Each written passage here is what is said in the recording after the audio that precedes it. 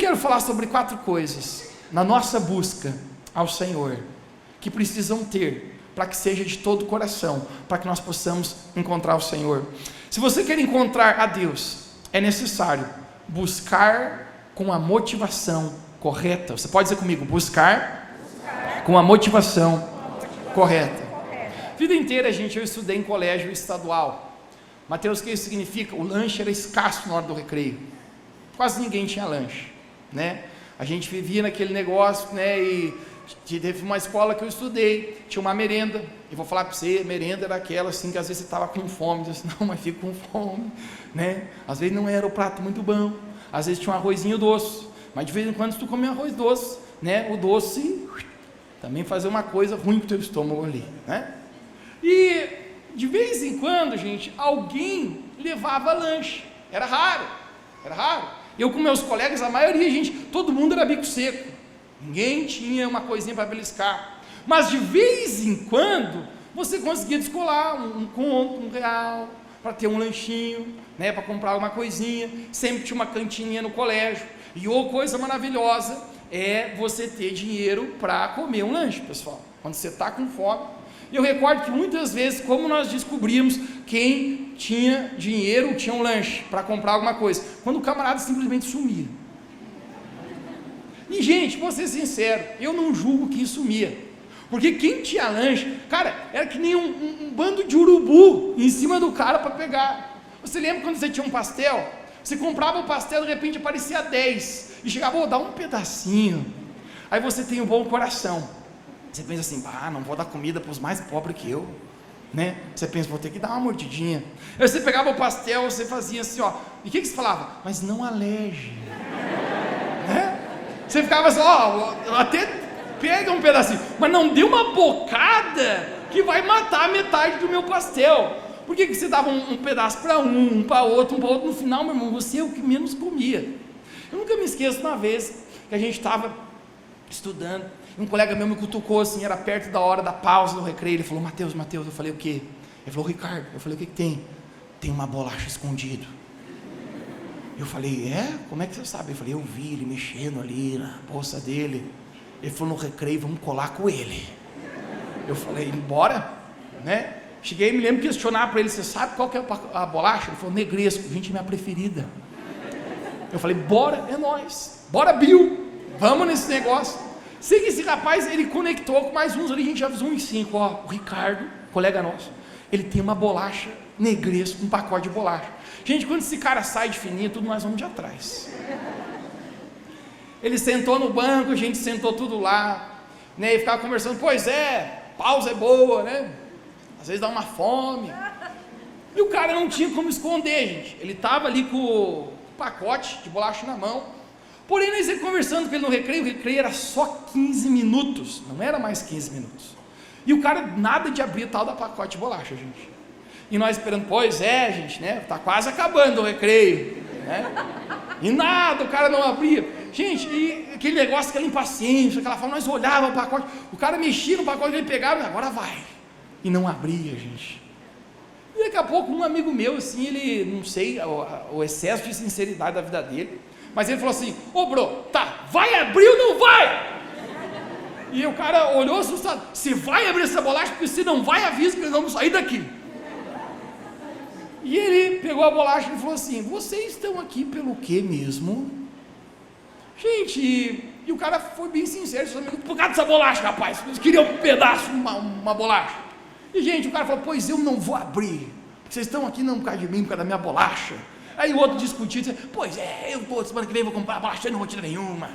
Gente, e acabou aquele negócio de meninos, adolescentes ali. Mas quando eu pensava, gente, sobre a gente buscar Deus me fez relembrar essa história, uma história até engraçada, gente, que muitas vezes nós agimos dessa maneira com Deus, nós nos aproximamos de Deus, nós buscamos a Deus, não por quem realmente Deus é, mas apenas por aquilo que Deus pode fazer por nós. E isso, gente, é uma coisa muito errada, porque se nós estamos buscando a Deus, a nossa motivação precisa ser correta. Você pode dizer comigo, motivação correta? Agora, gente, Deus é um Deus que abençoa, sim ou não? Deixa-me ver sua mão, se você já recebeu alguma bênção de Deus na sua vida. Gente, eu várias. Na verdade, deixa eu falar para você, todo dia que eu acordo, eu abro meus olhos, eu tenho fôlego ainda nos meus pulmões. Isso é uma bênção de Deus. Isso é uma graça de Deus.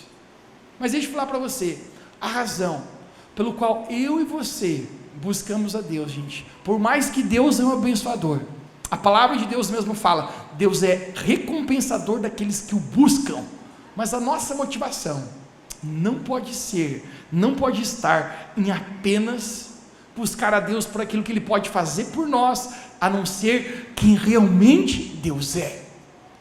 Lembre, o maior convite de amor foi feito por Jesus a morrer na cruz por nós. Quando Jesus ele morre na cruz, por mim e por você, Ele está fazendo um convite de amor, um convite de relacionamento. Jesus está dizendo assim, eu estou dando toda a minha vida por ti, e agora eu convido você a entrar nessa aliança, e dar a sua vida também por amor a mim. E nesse momento, gente, eu descubro que o único fato que eu deveria buscar a Deus, que eu deveria me aproximar de Deus, não é por aquilo que Deus pode fazer na minha vida, glória a Deus por aquilo que Ele faz, mas é simplesmente responder ao incrível amor que Ele já tem por mim. Motivação correta ao buscar a Deus. É tão interessante no livro de Êxodo, certo momento, a Bíblia fala que Deus estava naquele deserto junto com o povo, e todos estão em busca da terra prometida, eles estão caminhando, eles foram libertos da escravidão do Egito, e estão indo para uma terra prometida que Deus havia prometido, porque Deus é um Deus de promessas, e as promessas de Deus não falham, nós cremos nisso, você pode dizer amém? Amém. Mas a Bíblia fala, gente, que o povo decepcionou Deus demais, aborreceu Deus. Deixa eu falar para você, gente, Deus também se aborrece, Deus também se entristece. Não significa que Deus para de te amar, nem um instante da sua vida Deus parará de te amar. Mateus, eu posso conseguir fazer Deus parar de me amar? Não, você irá fracassar. Mas deixa eu falar algo para você, você é capaz de aborrecer a Deus, eu sou capaz de entristecer a Deus.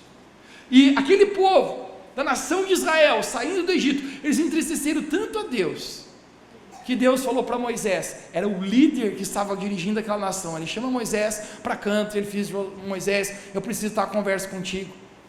Moisés, hashtag, todo de saco cheio, me entristeceram demais, cara, foi além do limite, eu sou fiel, eu vou mandar um anjo, na frente de todo o povo, tudo o que vocês precisarem, é só estralar o dedo, que o anjo vai dar para vocês. Vocês precisam de comida?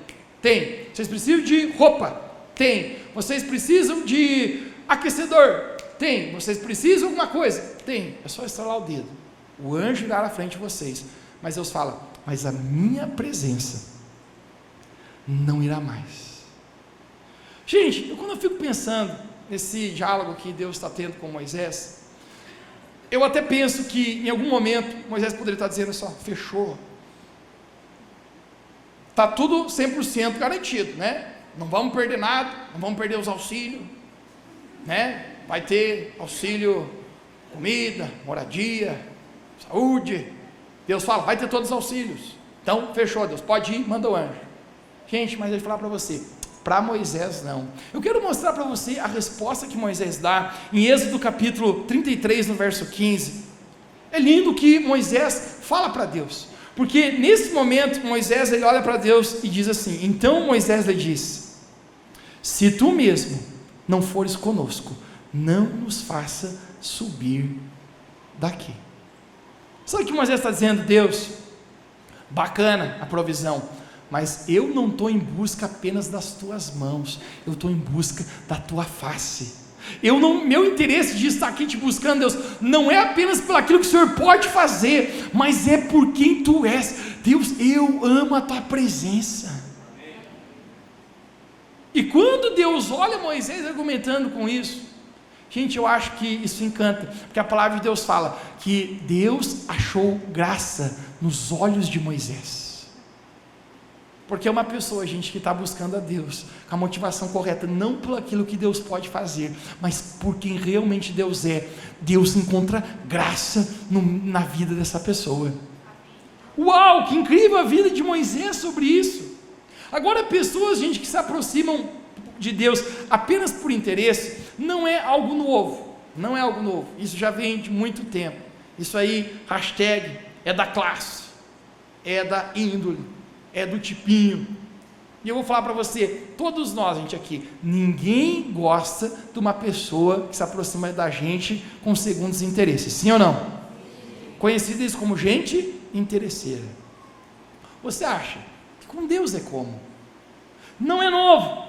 Você sabia que quando Jesus estava na terra, em carne e osso, a propósito, a Bíblia fala, o verbo estava com Deus, o verbo era Deus, João capítulo 1, mas o verbo se fez carne, e ele habitou entre nós. Jesus veio há mais de 2000 anos atrás, enviado por Deus a esse mundo, para morrer naquela cruz em nosso lugar. Quantos creem que Jesus nos amou e morreu por nós, amém? Amém. Mas a morte não conseguiu detê-lo, e ao terceiro dia ele ressuscitou, trazendo um caminho de reconciliação para a minha vida e para a tua vida diante de Deus Pai. Quando Jesus estava nessa terra, um dos evangelhos, o evangelho de João, o 4º livro do Novo Testamento, nos fala, gente, que Jesus, ele curou muitos enfermos. Jesus, gente, ressuscitou mortos, muitos mortos. Jesus tinha pessoas que não podiam andar. Eu não sei se naquela época tinha cadeira de rodas, mas Jesus tocava nessas pessoas e levantava paralíticos. Jesus muitas vezes se encontrou com cegos de nascença, pessoas que nunca tinham visto, e naquele instante os olhos eram abertos. Jesus encontrou mudos que não podiam falar e a língua era aberta. Jesus encontrou surdos que não podiam ouvir e curavam os surdos. O livro de João fala, se fosse registrar em todos os livros do mundo, não seria capaz ainda de caber todos os milagres que Jesus fez. Obviamente, quando João fala isso, eu acredito que ele está falando a respeito dos livros daquela época. Aquela época, nós não estávamos no período industrial, então não tem essa grande escala de multiplicar livros, mas naquela época, ele está dizendo, se pegasse todos os livros que existem no nosso mundo hoje presente, não consegue registrar de tanto milagre que Jesus fez. Quando Jesus estava pronto a ser crucificado, Jesus ele passou por um julgamento. Você lembra da história? Ele estava perante Pôncio Pilatos. Pilatos é governador daquela época, então ele está perante Jesus e Pilatos diz, eu tenho autoridade para te largar ou te julgar. Quem é você? Jesus não responde. Jesus está mudo, como um cordeiro mudo. Por quê? Porque ele estava ali tomando o nosso lugar. Mas na ocasião, existia uma tradição dos judeus e dos romanos, o qual eles sempre lançavam e liberavam um prisioneiro. Aquele que a multidão pedia, eles liberavam. Nesse momento encontra-se um homem revolto, estuprador e assassino chamado Barrabás. E por outro lado, Jesus, conhecido como o rei dos judeus. E nesse momento, Pilatos, ele declara uma sentença. Ele olha para a multidão, ele olha para o povo, ele olha para os vaqueiros, e ele diz, gente, quem vocês querem que eu soltem? Jesus ou Barrabás? Você pode dizer bem alto comigo que dia é Jesus ou Barrabás? Gente, eu acho que pelo número de milagres que Jesus fez, Jesus vai ter muito voto. Não perde essa eleição. Jesus curou muitos, nem todos os livros cabiam os milagres que Jesus fez. Mas você sabe o que a multidão gritava? Soltem Barrabás. Gente, quando eu penso nisso, eu fico pensando, ok, talvez podia um grande povo dizer Barrabás, mas pelo menos tinha que ter uma disputa, tinha que ter pelo menos uns caras dizendo, não, solte Jesus, ele me curou, eu era surdo, agora eu ouço, eu era cego e agora eu vejo. Mas a Bíblia não narra nenhum sequer que levantou a sua voz para pedir que soltassem Jesus. Sabe o que isso significa, gente? Que muitas pessoas se aproximam de Deus, de Jesus, apenas por aquilo que Ele pode fazer, e não realmente por quem Ele é. Deixa-me falar para ti, necessidades supridas não mantém ninguém num relacionamento com Deus, mas um relacionamento verdadeiro de amor é capaz de conduzir você até o final da sua jornada com Deus. Amém. Aproximar-se de Deus apenas para isso é um grande erro, porque você perderá a melhor parte. Você pode talvez até usufruir de benefícios de Deus, mas como Moisés falou, Deus, tudo que você pode fazer na minha vida não se compara à tua presença em mim. Pessoas que estavam só para as necessidades. Quando começamos essa igreja, não havíamos começado essa igreja, era apenas um projeto social. Nós ajudávamos muitas pessoas carentes, e como o Wagner mesmo compartilhou aqui, éramos bem pequenininhos, tínhamos em média 20, 25 pessoas, e reunimos num bairro pobre. E um dia eu tive uma ideia, eu falei, gente, vamos fazer a noite da cesta básica? E todo mundo falou, vamos, então bora lá. Pedimos várias cestas básicas para as pessoas, né? Muitos nos ajudaram, e eu anunciei no bairro, gente, quinta-feira à noite, vai ter a noite da cesta básica, vai ter um cultão abençoado, e depois nós vamos dar cesta básica para o povo. Gente, eu nunca vi tanta gente na minha vida, parece que passou sabão naquele bairro, a galera vinha patinando direto para a reunião, né? O cara vinha assim, né? Não queria, mas ia do mesmo jeito. Gente, eu recordo, né? Nós ajudando aquelas pessoas, né? Fizemos a reunião, oramos, compartilhamos uma palavra de Deus, porque ele fala para você, a maior necessidade do ser humano, gente, não é física, a maior necessidade do ser humano é espiritual. Jesus falou, quem beber dessa água tornará a ter sede, mas quem beber da água que eu lhe der, nunca mais tornará a ter sede, falou para a mulher samaritana em João capítulo 4, compartilhamos uma palavra, e tinha acabado já a reunião, demos cestas básicas para muitas e muitas pessoas, e quando está quase encerrando, a gente assim, quase a gente estava fechando o lugar, era um colégio frio que a gente fazia a reunião, apareceu uma mulher lá, e ela falou, você é o pastor? Eu falei, não sei. E dela falou, não, mas falaram que é você. Eu, então pode ser. E ela falou assim, pastor, eu queria muito uma cesta básica. Eu peguei e chamei um dos meninos e falei, traz uma cesta básica para ela. Ele falou assim, pastor Mateus, não tem, acabou tudo, até os pó que cai da cesta básica, o povo levou. E eu falei, não, mas não tem uma. Ele falou, não tem o que fazer. Eu chamei ela e falei, moça, infelizmente acabou e a gente não tem mais para dar. Né, e a gente deu tudo que tinha. Ela falou, mas por favor arrume uma cesta básica para mim. Eu falei, eu queria, a gente deu para todo mundo, daria para você também, mas não tem. E essa mulher, gente, ela falou assim, por favor me dê uma cesta básica, eu prometo que se você me der, quinta-feira que vem na outra reunião, eu vou estar aqui. Eu falei, moça, não é por você estar aqui ou não estar, mas é porque não tem mais. E ela ficou de joelho, falou, por favor me dê. Eu falei, se levanta pelo amor de Deus, mulher. Eu falei pro cara, peguei um dinheiro na minha carteira, falei, cara, vai lá no mercado, ainda era umas 9h30 da noite, vê se tu consegue comprar uma cesta básica para ela e pra gente dar. O cara foi correndo lá, conseguiu pegar o mercado aberto, voltou, e ela falou assim, pastor, eu lhe prometo que quinta-feira que vem, eu vou estar aqui. Eu falei, que Deus te abençoe, isso é uma conclusão tua com Deus. Gente, dei a cesta básica para ela, falei, Deus abençoe. Gente, fui embora, né? Glória a Deus por isso. Na outra quinta-feira, eu estou dirigindo para o lugar, eu estou pensando comigo, quem será que vai na reunião e quem não vai? Por exemplo, uma coisa de igreja pequena, né? Hoje nós somos tantos, que você, né, às vezes nem conhece todo mundo, você nem consegue ver todo mundo. Mas quando a igreja é bem pequenininha, você sabe até quem faltou, é ou não é? E eu ficava pensando, quem vai hoje? Tomara que ninguém falte, porque se faltar 2, já faltou a metade da igreja, né? Se faltar 3, meu irmão, já deslocou o negócio, né? E aí, gente, eu pensei assim, não sei quem vai, mas uma coisa eu tenho certeza, a mulher da cesta básica vai. Eu falei, não pode que a cara de pau seja tremenda. Eu pensei, ela prometeu, ela se ajoelhou, ela disse, se desse a cesta básica, ela estaria ali. Eu pensei, essa mulher pelo menos é garantida. O resto já não sei, mas essa vai. Gente, adivinha? Não foi. E eu ficava pensando comigo assim, meu Deus, cara, meu Deus. Ela prometia, era para Deus. Quem sabe o que eu descobri? Que você buscar Deus apenas por uma necessidade, por interesse, você pode abandoná-lo em algum momento. Você pode apenas pegar essa bênção e abandonar o Senhor da bênção. Sabe por quê? Em Lucas capítulo 5, quando Jesus chama Pedro na praia, quem lembra? Jesus encontrando Pedro na praia. Você sabe qual foi o momento que Jesus convidou Pedro para segui-lo? Foi um momento depois que ele viveu uma pesca maravilhosa.